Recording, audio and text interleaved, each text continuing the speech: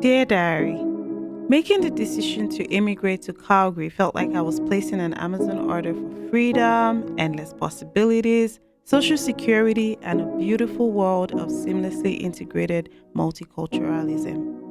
Only instead of autofilling my credit card information, clicking buy now, and receiving my package the next day, I spent months filling out paperwork and acquiring various documentations.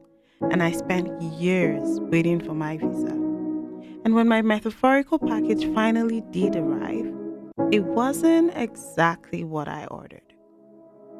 We're Onyie and Tomi, and on Diary of a Niger Immigrant, we're talking about what happens after you buy that one-way ticket. We'll chat with guests and hear their immigration stories. We'll commiserate, celebrate wins, and gossip about recent microaggressions. Buckle up, y'all. So we are live. We are live. Woo-hoo. Hello, welcome back. Yay! I am so excited. Yes. And it feels so real to be like... It does. This is the last one for the year, which is insane. Yeah. It's really, really insane. It actually feels like so much has happened since we started recording this. Like, this is crazy. And to give some context, our first episode went live in May, right? Yeah. And when did we start like talking about the show? I think we started talking about it at the beginning of the year. Like January. But like we had already had our meeting the year before. Right. Maybe and like then, end of 2022 probably. We started talking about the show and then crazy. I think our meeting with CGSW was also at the end of the year. I think so too. But then we set the ground really running in like January of 2023. Yeah. Wow. That's crazy. And then here we are. 6 episodes have gone out this year, which is so exciting. Yeah. How do you feel about it? Like when you look back at the show, how are you feeling? I am happy. My heart is so content. Oh. And it's not like I'm in a perfect sweet spot or the podcast is in a perfect sweet spot, but I feel like we got something started. Yeah. And it's a movement. Like I wasn't expecting it to go viral immediately. Yeah. But it's just that courage and that resistance to actually start something and actually put the story out there. Because initially when you want to start something, like with anything at all, you just have this doubt in your mind. Yeah. And that imposter syndrome, like, why would anybody want to listen to you? Why would someone want to search the Diary of a Niger Immigrant and actually listen to what I have to say? Yeah. And is any of the things that I actually have to say relevant to people? And how can people actually get... So, like, I kept putting this back for a very long time. So I'm so glad that I got to meet you. Yeah. And major shout out to Jeremy. So true. He's Jeremy the one Clauses. who connected both of us. Yeah. Yeah. And I know. without him, I don't think this would have actually started. We definitely never would have met. And that's so interesting. I'm curious to know, because I feel like for me, obviously, I was on like the content production side of things, like coming and being very much like, okay, let's like, I'm on the side of like, how do we get content out? Let's do that. Whereas you were sort of the heart and the brains behind the show but behind like the story and everything like that. So I'm curious to know from your perspective, because it was really like your experience that brought this to life. What sort of feedback have you gotten? Oh my goodness. Like, there's one person who actually made a comment. I was like, oh my God, the story is so, like, everybody needs to listen to these stories. Like, Canadians need to listen in order to know how to relate with other people. Interesting. Like, they don't know what people go through when they come into. They just think, okay, we've saved you from wherever you came from. Right. But they don't realize how much we have to go through to adjust to the system, to actually uproot from what you've been used to and then take on a new life, because it's literally a new life. And then another person was like, oh my goodness, Tomi's such a great balance. Oh my gosh, I love that. Like, whoever you are.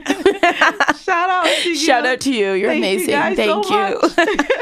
We see all your comments. We see all your likes, your subscriptions, like your... Honestly, even when you posted like Spotify Wrapped, that it was like 8 people or whatever, it was like they were like the show was their top listened to or whatever. I was shocked. That is actually incredible. Like, That's incredible. Honestly, I'm like, it doesn't seem like a lot, but I'm like 8 whole people who are like listening so consistently to the point where it's like that's the show that they're listening to the most out of any other show. Like that is so cool. That's so amazing. Yeah, and it's always good to celebrate your little wins. Yes, because that's what births the big ones, right? Yeah. So 8 might not seem like a lot for a lot of people, but like number 1 for 8 whole people, that's incredible. That's incredible. That's and for amazing. those people to actually go ahead to rate us, that's like very heartwarming and very encouraging. And like the truth is, like, starting this whole thing, what I had in mind is if I could be a change for just one person, then I would be happy. Yeah. So if I was able to do that for 8 people, if we were able to bring light to so many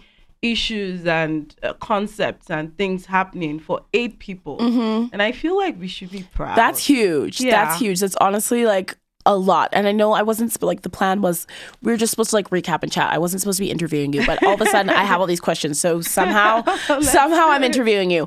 But I am curious to know, again, because it was your idea, it was your project, you're the heart behind the whole thing. What did you, when you envisioned it, what did you imagine it would be and how it would play out? And looking back, is it kind of what you expected when you're actually sort of like looking back and listening back to the episodes that we put out? Was it harder than you expected? Was it better? Was it worse? What was that experience in terms of expectation and reality? First of all, I thought I was gonna, like, in fact, the first episodes after recording, I hated my voice. Right, I remember you being like, I couldn't stand listening to my voice. Like, even just recording the intro of the show, I was like, fair. oh my God, it's so weird. Just like, listening take it off to my voice. It's like, just turn it off. But now, like, I'm so comfortable in my own skin. Nice. And like hearing my voice, like, it's a normal thing for me now. Which is weird to even say. That's huge. But like, also, I expected, like, I had high expectations, but at the same time, I didn't have high expectations, right? Because I just thought, okay, this is something, I thought it was going to be easier. It became way harder than I thought. So fair. So hard, especially when something is so close to your heart. Yes. And it just tugs on your heart and you're like, what can I do to push this better? And then my personality and this whole thing, it's a facade. I'm telling you real stories, but at the same time, when I put out this energy with the podcast or with any other thing in life, when I go back home, like, I'm just like, can I shut the world off? Yes. Can I just be on my own? So it's just like, it's so hard on my, like, who I am, because I think I mentioned one time, I'm not someone who really likes to put myself out there or really likes, like, I don't really tell people much about like what I'm gonna do or how I'm gonna do it. I just like to act, and it's not because I'm hiding, it's just because it's just who I am. I don't know how to say things out before they happen. Right? Because I feel like when you say things out, sometimes it ends up not working out. Totally. So like talking to people and trying to express, and I'm like, oh yeah, we're going to do this, we're going to do that. But later I'm just like, I'm not sure I can actually do it. So it's exhausting on me mentally and psychologically. But at the same time, it has also provided a platform to just vent and just let it out and just put the story out there, and people hearing and knowing what it entails. And I'm hoping, and I'm still hoping, it stays relevant for people. And it will also be nice to know, like, every day I keep wondering, how can we make this better? Is this really what, like, is this a content that people are after and people would want to listen to? How can we make this more useful for people? Because that's the purpose of starting this. In order for it to be useful for people, in order for people to learn. So if we're not achieving that, what are we doing? So it'll be nice. So if you're listening, if you could just put something in the chat, what can we do better? And if you wanted to reach out to us personally, go ahead on Instagram. I feel like it's so always cool to, and there's been a couple people who I feel like we were able to talk to because they reached out and are kind of like, I have a story that I want to share, and I feel like those are always such great conversations because at the end of the day, you know, we can know people that we think are interesting or have cool stories, but it's like we only know so many people. So I think it's so cool when people are listening and then they're like, hey, I want to come on, or like, I want to share my story. And I feel like you did a good good job of, they always say like with creatives, like write the book you want to read, or, write the movie that you want to watch, or like write this idea of like, this is a piece of content that I genuinely feel is missing. Like this is the podcast that I want to listen to, and I feel like it doesn't exist, so I'm going to create it. And I feel like that was a big thing of like what you did, where you were like, this is sort of a resource or space that I want and it doesn't exist, so I'm going to create it. And I think by the nature of like looking for something, not being able to find it, and creating it for yourself, it's like you've already added so much value to a space, even if it's literally just for yourself, which we clearly know that that's not the case. Yeah. There's other people who have been listening and writing in and supporting, which is so cool. But yeah, I think it's so cool when you're able to kind of come into a space and be like, this doesn't exist. I want it, so I'm just going to create it. And I think ultimately that's kind of like the best product. That's like the best thing that can come out of it. So yeah, I think it's really exciting. That's the thing. Tomi just provides so much clarity to everything. Because sometimes I ramble a lot and I'm like, I don't know if this is making sense. But like Tomi just comes in and she provides so much clarity. And she's like, this is what you're trying to do. This is what's happening. And this is what it is. I honestly recommend though, if anybody is starting a creative project, a passion project, a podcast, whatever it is, I actually think it's really helpful to team up with somebody who's a little bit outside of your vision. And this is what I mean by this. It's like I've said so many times, you were the heart of this. You had the idea. You were so close to it. It was so personal to you. And then I was like, well, I want to join it because this sounds cool. And I think that this is also like a good idea. But it wasn't as personal to me, It was more like, oh, I see the value in this and the appeal of it. And I feel like, so because of that, I feel like there was a few times where we were like butting heads. We were like, I think it should be this way. And I was like, no, I think it should be this way. I think this is more like marketable or whatever. Yeah. But I think you need both of that. Like you need the person who's so tied to it personally, and then the person who's like, I'm looking at it from the outside a little bit, and how can we come together? And I think that was a good mix. Like I feel like we found that balance really well. I think so too. Yeah. What do you think? Because next year, like we've already pre-recorded a couple episodes, and not to spoil anything, but there's some really good episodes coming up. Yeah. What do you hope? I mean, we've seen how this first year has gone. What's kind of your hope for coming into 2024? Wow, 2024, I've got big dreams. Love that. And it makes me very tired because I feel like... You're like, I'm already exhausted. Yes, because I feel like, am I sure I can do this? And I really want to do it. Because next year starts, it's a new year, obviously. And of course, Black History Month is also coming in February, which is very heavy on my heart. And at the same time, it's Valentine's Month. Oh, okay. Are you a big Valentine's person? Not really. But a little bit? I mean, the fact that you even mentioned it, I feel like you're a Valentine's person. Because I always completely forget it. And then I'm like, oh, fun. I think, oh my God, I shouldn't say this on air.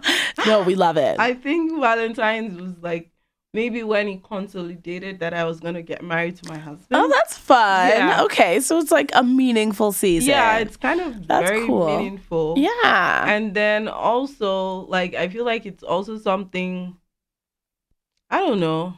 Yeah. Maybe what I'm saying doesn't make any sense. But anyways, no, of course it does. I've just got big dreams for 2024 because I would also love to take this to a different level of doing like Instagram, like doing a podcast on Instagram. Cool. Yeah. So like I've actually had some chats with some people during this Black Entrepreneurs thing that just got concluded last month.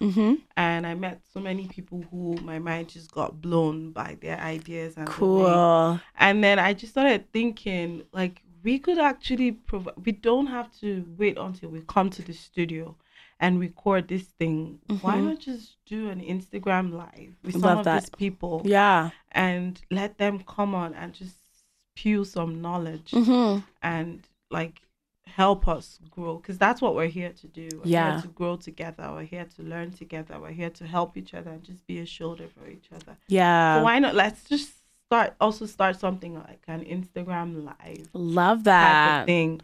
Okay. So that might be coming. Yeah. Even though like I'm saying it's coming, but I feel like I'm supposed to have started the whole marketing part of it. Yeah. And that's the thing about me. Like it's just You've weird. put it out there. It's gonna happen. It's gonna happen, hopefully. And then also from there, we could also get the sound bites. Hopefully the sound bite is good. And then we could also put it on the podcast. Yeah, like new mediums and stuff like that. Just like different ways to engage with the show. I love that. Yeah, exactly. And then also continue with studio type thing. But like, I feel like February is a month that is going to be heavy for us because of our history. Yeah. And how it affects, like, it affects like our immigration story and things like that. So I don't know what it has in store. I know it's going to be good.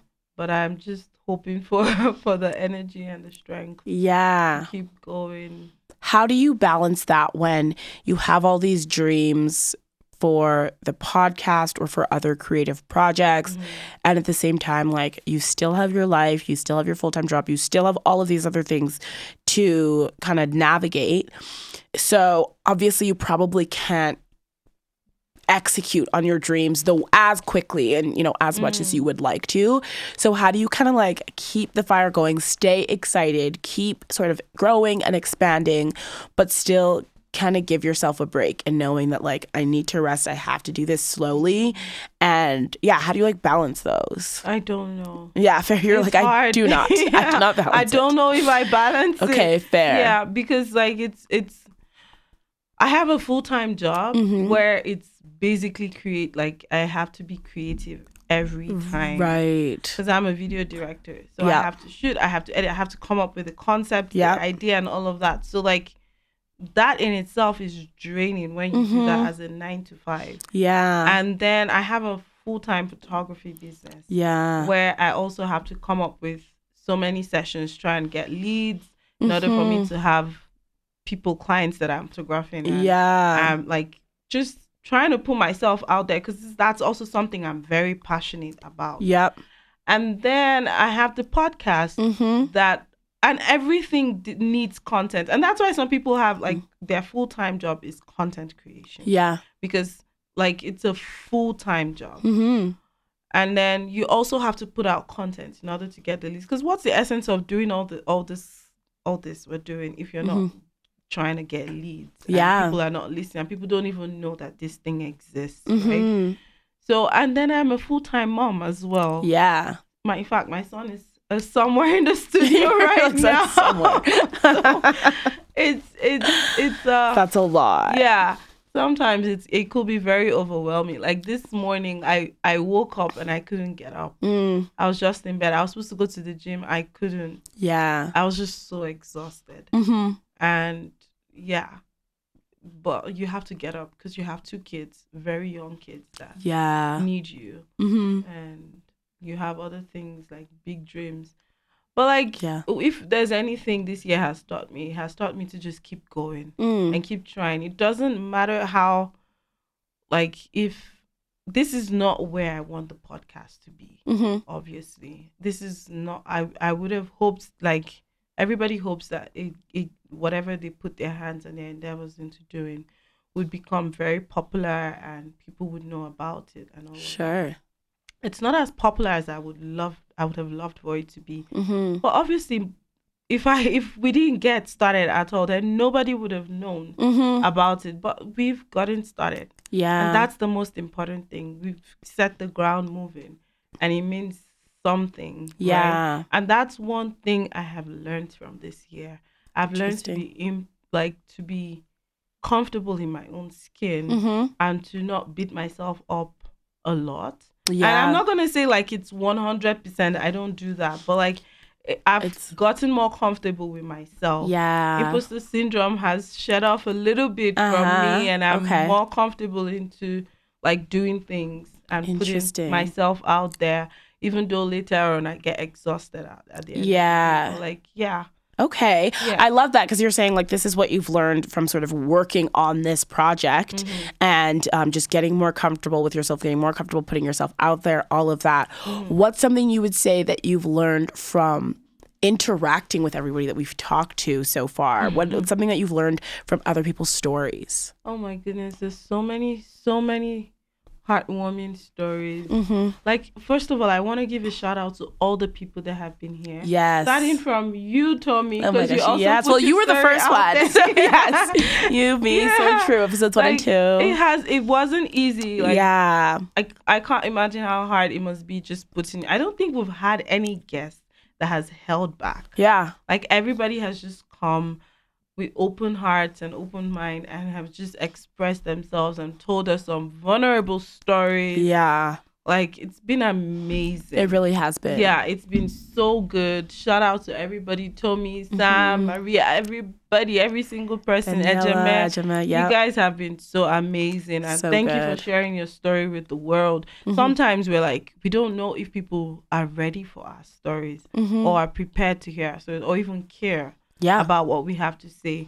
But like, you'll never know. Someone might be going through the same thing and think they're alone. But you just telling them you're not alone. We're all in this together. Yeah. It just, like, it gives that sense of community and just helps people to feel like, okay, I can do this. Yeah. Because this person is still doing this. I can do this as well. And it's okay. Like, imagine someone like Sam, who is like, he's one of the biggest photographers here in Calgary, and he's so energetic and so lively and such a fun person when you see him. And then you never know the things that he goes through in like when the doors are closed and nobody's there. Yeah. So like all those kind of stories, just things that you can relate to. And I could so relate with everything he said, even though I'm not a man. But like I could understand like that Black masculinity. And sometimes it also helps me with my son. Like when he lacks the words to express himself, or he's just crying, or he just wants to be on his own, I'm just like, you can't keep quiet. You have to speak up. I don't want him to feel like because he's a boy he can't speak up, and it feels like it's something that is inherent. Like, sure, they don't even have to learn it. It's just something that comes with being a man. Maybe I should research this more, but like, I do feel I know what you mean. I think it's I mean it's I do believe it's learned and socialized, but I think it's because it's everywhere in our society. Everywhere. I just think it seeps in so early to the point where it's like, it feels almost inherent. It feels almost like it's biological. Exactly. And I feel like it'd be impossible to kind of teach any different message. It feels like, at least, because it's just like, it's it's crazy. That's a good point, because sometimes like the way he keeps things to himself and he would rather go, I'm like, you have to speak up. You can't keep quiet. Like, if you speak up, then people would know how to help, right? But sometimes we feel like, no, we have to keep this quiet and we have to just bottle it up until the bottle cannot take it anymore and then it explodes. So I've learned so much from people's stories on just life, on mental health, on being positive about your body. I'm more body positive right now. I am just learning people's story and also knowing that it's not all bad. There have been good stories too, like a Ejeme's story. There have been people who came in and found it very easy and have never had any contact or anything with racism and have just been, and that's very heartwarming. So for people who think, okay, it's all bad, or no, don't tell us, let's come first. Because I'm like, especially people back home, they feel like you're saying it now because you're here. Let's come and then let's experience it by ourselves. But it's not something you can actually explain to someone. You have to experience it. And nobody's saying don't come. But like, you have to have this at the back of your mind and be aware. So then there's no shock. Because I wish I was more aware. I just thought it was a land of milk and honey and things were so perfect. Right? My husband and I were just thinking about how life, like how we used to think about, and we used to see Canada and you'll be like, oh my goodness, this place is so far away. Are you sure it'll be a dream, an attainable dream? But now we're here and we're so like, but when we came, it wasn't easy. So if anything, if we could just help to build that community so you know what to expect and how to handle issues. And if you have any questions about things like situations and all of that, please leave us a comment, ask us a question. We'll be happy to reach out and explain and also if possibly build a closer community where we could help each other. Yeah, totally. At what point in somebody's immigration journey do you feel like this show could be most helpful for them? I think at every point. Mm-hmm. Because before you come, it's good to know what like things look like. Mm-hmm. Don't think it's 100% or like everything is perfect. Yeah. I knew there was racism in the States, but I never knew. Oh, interesting. That it would be here in Canada. I just never knew. Mm-hmm. I think the PR is so good. Yeah. Right? And then like it's just like, Canadians are so nice and all of that. Yeah. And I'm not gonna say people weren't nice to me. People were so nice to me when I remember when when I came and my friend and I went to buy boxes of tomatoes that we were gonna stop. And as we were carrying, I don't know what my friend did. Very silly girl. She just dumps the entire thing on the floor. And people from nowhere ran to us and were helping us pack it up. Yeah. And I was looking at her, I was like, is everything okay? Like, yeah, you're like, why are these people helping? So like, what happened there? Yeah, what That's just happened? So funny. So like, I wouldn't say people are not nice. They're very nice people, but at the same time, they're still people. I was reading some comments and someone was like that even on the train when somebody put like tweeted something and was like, when I'm on the train and there'll be space beside me, and these white people will decide that they want to stand. Nobody will come sit beside me. And she's like, what's my business? I'll just put my bag on my leg there. Let them not come. And so many, like I had to read the comments because that's what I like to read. Yeah. So many people commented. I was like, yes, it happens to me too. It happens to me. Wait, like this is so interesting to me. I'm curious to know. So when you hear that, are you like, that is, what do you get from that? Yeah, that is so true. But does it before? Does it feel like a negative experience? Like it feels. It feels like, are you scared of me? Do you think that's really interesting? Because if there's a seat next to somebody on the train, I will never sit down on it. Really? Yeah, it just feels like you are getting so close into somebody else's personal business that it's usually like there should be a gap and then a free seat and then you sit there. No, not even that. It's just like, okay, there is, especially during rush hour. Yeah. Right? And you're getting on a train and there's a space there. And people like, when you stop at the bus stop and then people just rush in. Yeah. And there was like, maybe there's a white person on the opposite place. Yeah. And people just go directly to that part. Oh, and sure. Okay. There's something there, but nobody sits there intentionally. Gotcha. And everybody decides to stand. Sure. That's where it's weird. Okay. Like everybody's gravitating to the other side and not necessarily coming here. Gotcha. That's where it feels like when it happens, you might like maybe saying it feels weird, but like when it happens to you, you would totally get it. Yeah. Right? But maybe explaining it doesn't really make any sense. No, I think it makes sense. Sense. I thought you were just saying in general, like that if there's an empty seat next to you that somebody wouldn't sit. And I was like, I actually don't think that's weird because I think a lot of people would do that. But I see what you're saying in the comparison of like if there's an empty seat next to somebody else, they're taking that seat kind of thing. Like, that makes sense. So like just things like that. It would be nice for people to know that these things exist in this part of the world as well. But they are also very nice people.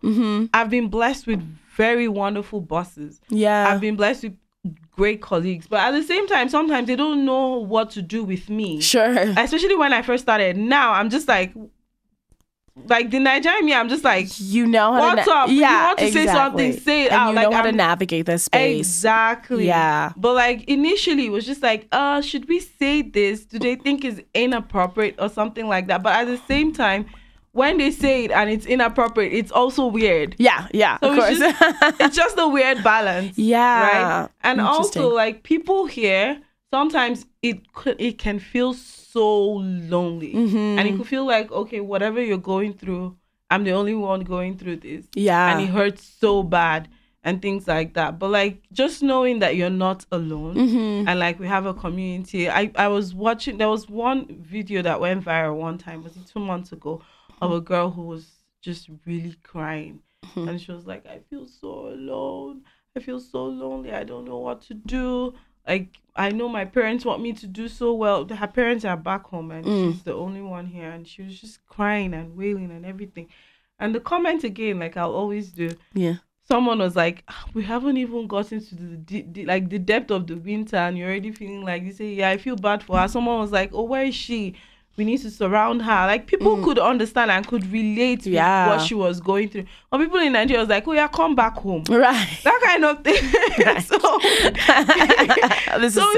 it's just weird. Yeah. And I know I used to be like that as well. Yeah. So maybe that's the reason why this is very bad. I don't know if anybody would still care about listening to me. But like, that's the reason why I'm like, I used to be like that. And I didn't understand when I would see people complain about the abroad. Yeah. Like, come back home. If right, it's not good, exactly. let us go. It's a choice. Exactly. Like, nobody's making you do this. Yeah, I think that's a really good point. That's like there's always obviously like gonna be trade-offs in any decision you make to like chase a dream or pursue a different life or whatever is always gonna come with those downsides. But if you're in a position where you can kind of equip yourself a little bit with some expectations and some understandings of what those challenges might be or some things to kind of look out for or prepare for, I think it can really change things. But then once you get there, nothing can really prepare you ultimately for what it's going to feel like. So I think it's important to that at that point to have that community or know just,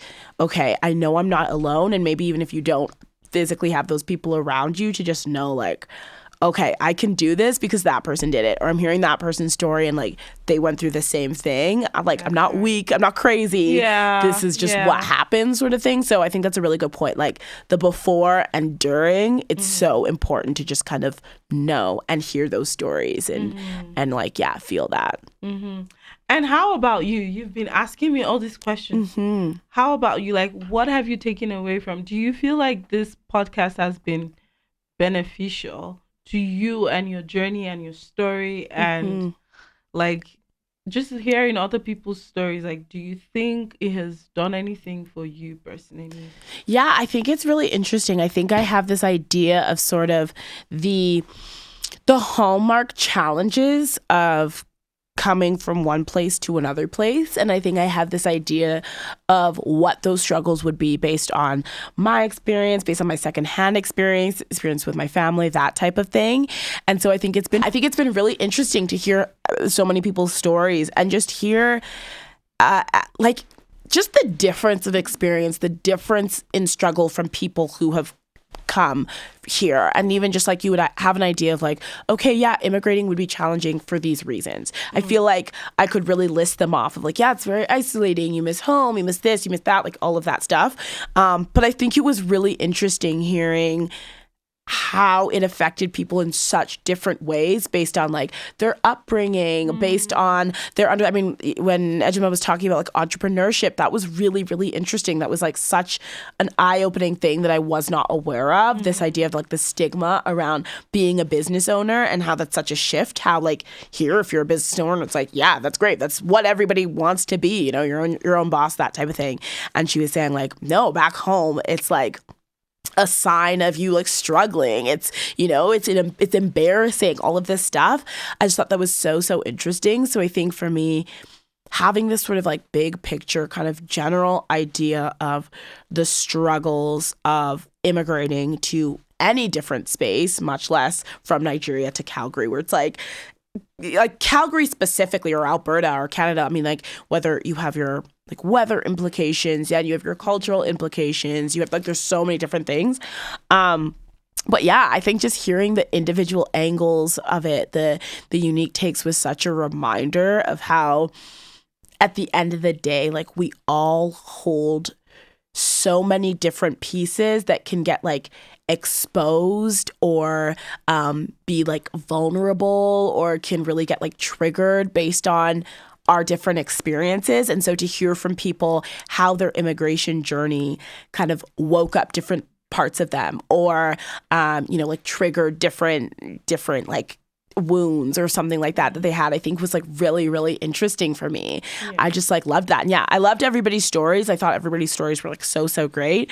But I think hearing like from Sam, because that was one of our first guests, I just loved that conversation. I thought it was like so great. And I just thought it was such a great way to kind of like dive in to how precarious this experience can be and how vulnerable it can leave you. And not only are you really vulnerable when you immigrate, but the expectation is so much higher because you're expected to be, the best of the best. You're expected to go above and beyond to make sure that everybody likes you and that you're not a burden and all of this stuff. Yet you are exceptionally vulnerable, more than anybody else in the room. And, you're exceptionally kind of fragile more than anyone else in the room. Yet you're expected to be like the toughest person in the room. And like that conversation just really, really stuck with me. I really loved it. Yeah. That's right. And Sam has gone on to become my mentor. Oh, I love that. It's really cool. Oh, that's so great. Like in like photography stuff, or photography and everything. Just like everything. Like generally, like that's he's so just someone great. I can just call up and tell. I'm exhausted, and he can totally relate. Yes, because he's in the same space. I love that, like creative space as. So that is so cool. I love that. Oh my gosh, that's so great. Yeah. Oh, we love you, Sam. Sam's better. I want to ask you if you had one word to describe 2023, the show, your journey, kind of like starting the podcast, the guests we talked to. One word for 2023, what would it be? I know that's really hard. Just one word. I know. It's kind of impossible, but. This word, can it be categorized as one word? Sure, you can. Oh, yeah, no, that's good. I'll take that. Eye-opening. Yeah. That's good. Yeah. I like that. Or maybe it was, I could just say 2023 was the year of revelation. So revelation could just be. That's so good. So like so many things revealed itself to me. Yeah. Like both on a creative like stance and a personal stance. And also like in my marriage as well. Wow. Like it's just been like the past 8 weeks we've been going for a retreat, like a marriage. The last time we spoke, I said, no, we never saw a therapist. Yeah. You're like, here we are. Yeah. We're doing it. I love that. I think everyone should do that. Yeah, but we finally were able to find some form of therapy that wasn't something where you have to tell someone all your problems. Okay. But like it's they'll lead you through it. They'll give you things like that would guide you, and we would have them on the show in 2024. Cool. Marriage. It's called the Marriage Advocates. Okay. And so they would give you some courseworks where you work things out with your partner. Yeah. And it was really good. Like we kind of formed a community amongst because we were the first set of people to go for it. Yeah. And we kind of formed the community. So then I feel like it just helped us to understand things better. Yeah. Like in like this part of the world, marriage in this part of the world. And that has been really good for my marriage. So wow. So this year has been a year of revelation, but as a creative, being able to work closely with people like Sam. Yeah. And then also being able to get comfortable in my own skin and shed off that imposter syndrome. Yes. And feel comfortable enough to talk to people and not feel intimidated. Yeah. Like, there are still times where I doubt myself, but it's not as bad. Like it's just the normal self-doubt where you're like, but then I also realize we all do. Yes, 100%. Even the Oyinbo people too, the white folks too. Yeah. They all doubt, like we all doubt Exactly. And so like it's not something that's gonna go away immediately, but it's not as bad. That's so and good. as like depressing as it used to be. Yeah. And I still have my episodes where I feel tired, feel exhausted, feel a little bit depressed, like that wave of. But then again, like I'm just like it's okay. Yeah. I love that. How about so much you? Growth. I would say that's actually a hard one. Okay, I would say this isn't the best word to use, but it's the one I'm going to use.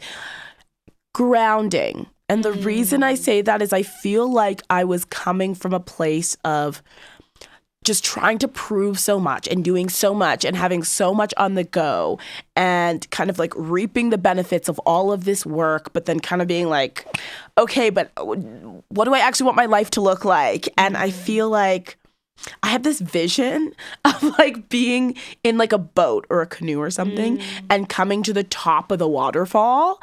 And then it's like, okay, this is the top. And then having to like fall down and then just trying to find my footing. That's where I am right now. It's like I've come to the bottom and now I'm kind of rocky and I'm just trying to get balanced. And then once I do, I'll be on this like steady stream. This is the visual I have. Cool. This is the visual I have for that because I feel like there was a lot going on. There was a lot of chaos and I'm not grounded yet. I can feel that, but I think I'm at the place where I can start to get my grounding.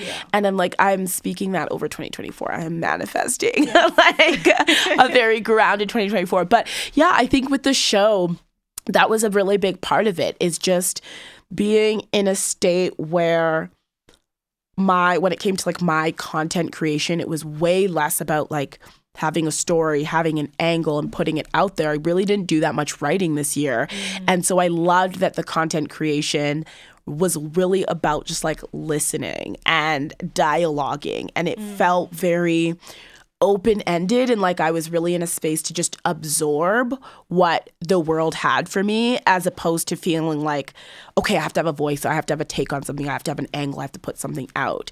And so I feel like it really made sense for where I needed to be, of just like, I'm just kind of taking it all in and sort of finding my footing based on where I am and like where I want to be.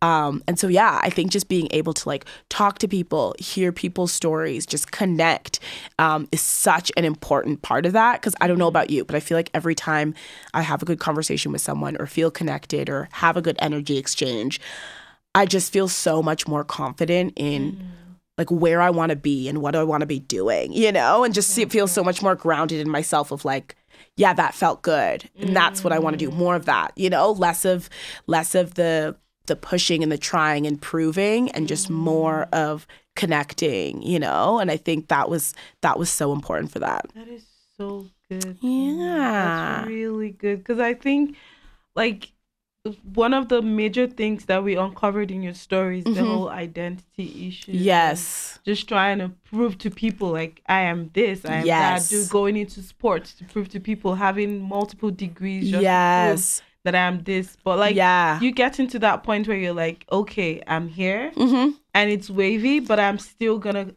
come up on top. Yes. Because I am now comfortable in who I am and I don't need to prove anything to somebody. Exactly. That is so calming and relieving and like very grounding. Like you said. And exactly. Exactly. Because you get to the point you prove it all and you're like, now what? Like nobody cares. Exactly. Nobody cares. And it's not going to change anything, you know? Yeah. So where do you just find yourself grounded in what feels good, in connection, in people, in love, and all of that, and just kind of, so that's, I know we're talking about 2023, not 2024, but that's also what I'm speaking into existence for 2024. Yeah. And I'm so hopeful, like, if you've gotten to this point, then you've gotten to the point where you would actually achieve that. And I feel like 2024 is going to be your oyster. Yes. Because like, you have to get to that point where you're like, okay, this is all of this. I have proven all of this. Yeah. Is anything going to change? No. Exactly. I have all of these things and I've achieved these things and I'm happy with who I am and where I am. And I'm just going to go ahead and just be. Exactly. And that's amazing. Yes. So 2024, it's going to be your awesome. I love that. We're just going to be. I love it. Yeah. Oh my gosh. Well, I mean, thank you so much, everyone, also for like coming along with along the ride with us this year. This has been so much fun. I've really, really enjoyed doing this. And I just hope everyone sticks around and keeps listening. Yeah. Thank you guys so much. We couldn't have done this without you. You're the reason why we do this. And we come back every day and we record these episodes and we're just putting our hearts out there. We don't plan anything. Yes. We chat a little bit at the beginning, but we just don't plan anything. Sometimes our plans go off the wheel. Yeah, most of the time I feel like we just sit down and and we just pour our hearts out and we just chat. So it's so good to have you guys listen to us. Yes. And I hope you guys have gotten so much knowledge and this has been very beneficial to you as it has been to us. Yes. Oh, happy holidays, everyone. And happy New Year. Okay, we'll talk to you soon. Bye. Bye. Diary of a Niger Immigrant is presented by Afros in the City in collaboration with Through Onyie's Lens. You can keep up with us on Instagram by following Afros in the City, following Through Onyie's Lens, and of course, following Diary of a Niger Immigrant. Once you've done all that, just keep listening. Rate us, review us, love us, root for us. Until next time.